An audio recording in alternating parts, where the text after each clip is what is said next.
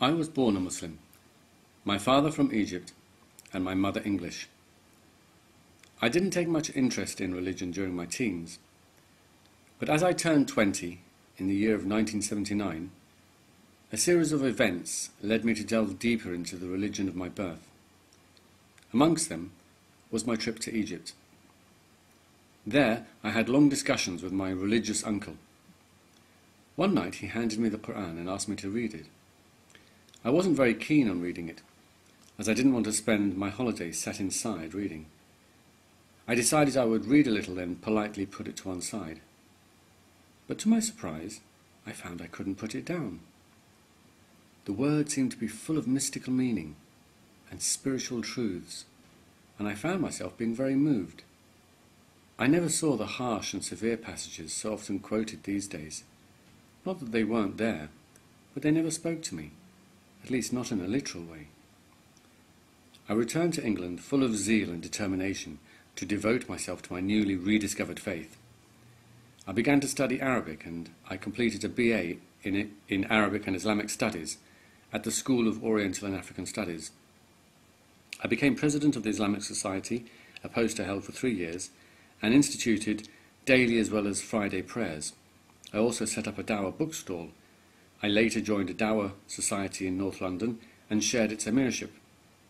I edited an Islamic magazine, wrote 4 books for Muslim children, and spent 15 years as a school teacher at Islamia Primary School in London. For many years I was very devout and committed, but by about the year 2000, doubts started creeping in. It's difficult for me to identify exactly why this took place. There were certainly events in my personal life and in the world around me that shook me out of my comfort zone and caused me to reflect and think. But it would be misleading to conclude that they were the reason I lost my faith. Of course I didn't blame Muslims for the actions of extremists, nor did I blame Islam for bad life experiences. But these things do naturally make one take stock. There would be something wrong with you if they didn't. I began to take a fresh look at Islam, this time much more critically. I started asking questions I hadn't dared ask in the past. How can God justify burning unbelievers for all eternity? What logic or reason makes this just and fair? What evidence do I really have that the Quran is the word of God? At first I tried to suppress my doubts and reacted with denial, anger and blame. I denied there was any problem with Islam. I grew angry at criticism and I blamed the West for creating problems. When I did eventually accept that there was something wrong, I still couldn't accept that Islam itself was to blame. It was the way Islam was being interpreted, I told myself. That was the problem. So I started calling for a reinterpretation and reform of traditional views. But instead of easing my conscience, this only made me feel even more uneasy. I felt I was simply trying to mould Islam to suit myself, and it only served to undermine Islam's claim to be divine guidance for all times and all places. Finally, I told myself that although my rational mind found it difficult to believe in certain things, there must be explanations beyond my capacity to understand, and that God knows best. I should simply hear and obey and hold fast to the rope of Allah.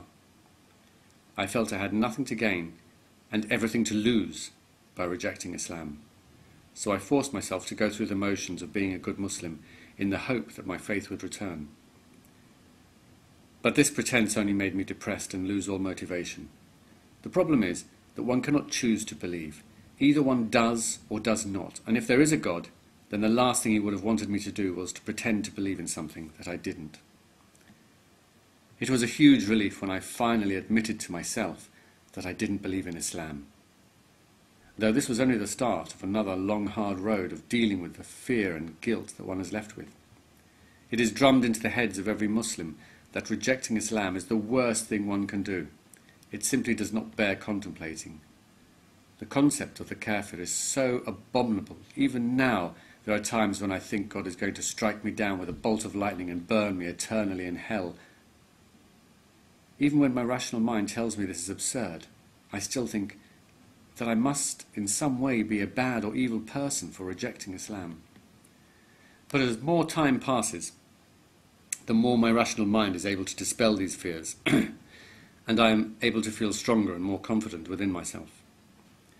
The fact that I no longer believe in Islam doesn't mean I'm against Islam. I know that it brings a great deal of good to many people's lives. And of course I know that the vast majority of Muslims are decent, kind and loving people, and I have a great deal of empathy for them. Nor do I feel it is my duty to pass on my beliefs to others, something I felt I had to do when I was a Muslim. If someone is happy being a Muslim, or a Christian, or whatever, and is a peaceful person, then I will defend their right to practice their faith freely.